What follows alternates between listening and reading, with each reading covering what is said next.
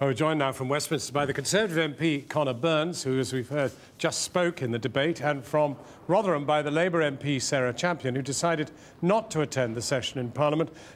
Conor Burns, well, you haven't won yourself any friends in high places for quoting that taxi driver, but more seriously, it's cost a lot to bring you lot back.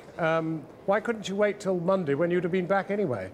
Well, look, this woman was the longest-serving Prime Minister of the 20th century. She won 3 general elections. She was the first woman Prime Minister of Britain.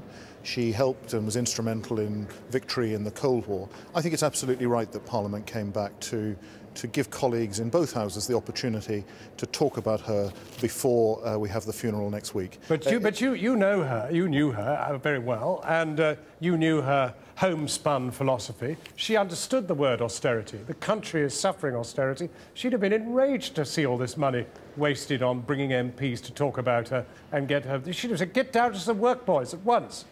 Well, the corollary to that is that she always thought recently that Parliament sat for far too many few days, and we've actually come back and done another working day. I think she would have approved of that. The funny thing, actually, knowing her as I do and seeing the reaction when I told her that I'd been, for example, to see the Iron Lady film on the same afternoon that I went to have a drink with her, she was appalled at the whole concept of the Iron Lady film. Had she been here, wouldn't be watching any of this. She would be actually appalled at the whole prospect of it. Well, now, Sarah Champion, you decided to stay in your constituency and do a day's work. Why did you decide not to come to pay tribute to your fellow woman politician?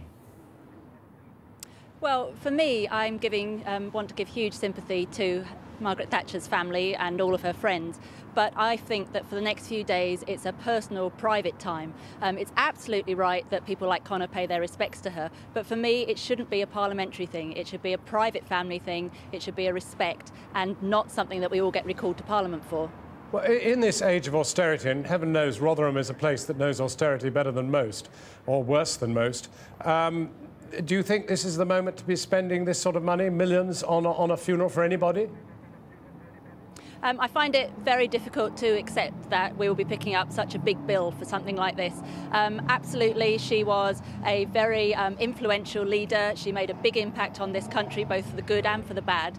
So it's someone that we should ought to recognise, but I really don't think the way that this funeral is going, it seems to be a state ceremony, basically, and that's not appropriate. Conor Burns, you won't have seen what we saw, which was to have screens of the House of Lords and the House of Commons on at the same time, and they were absolutely a mass of suits and a very few women. That's hardly a great testament to the achievement of one great woman as Prime Minister. Well, look, I mean, I feel this very strongly. One of the things that I think was not so good today about some of the contributions to the debate was the focus on the fact that Margaret Thatcher was a woman. Now, Margaret Thatcher, throughout her career, put much more emphasis on what she would do as a politician rather than on the gender of the politician. But look, there are many more women members of Parliament now than there were when Margaret Thatcher came in. I think only 4% of MPs were women when Margaret was elected in 1959. And still less than 25% now. No, still work to do, absolutely. But the qualities and values of a person are much, much more important than their sexual orientation, their gender or their ethnicity. Well, I'd agree with you. It wasn't for the fact that you could never escape the reality that she was a woman. You could never escape the reality that she was a woman. You could never escape the reality that she was the most successful peacetime political Prime Minister in the 20th century. Sarah Champion, women in the Commons, what kind of testament to the woman that they were celebrating? Well, I have to say I've been fortunate throughout my career in that I've worked in the arts and I've worked in healthcare, both professions dominated by women. When I went into the House of Commons for the first time 4 months ago, I was absolutely shocked how few women there were, but also the whole style of delivery in the chamber, not in the select committees or in other areas, is very macho, very male-dominated, and it really doesn't help. I mean, it was great that Margaret Thatcher was a woman. She was a very visible role model, and we need more of them, but I'm afraid I didn't really see her helping other women up, and I think it's right that, you know, Conor said that she didn't make an issue of her gender. That was her choice, but by not doing that, I don't think she's helped make Parliament more open to other women.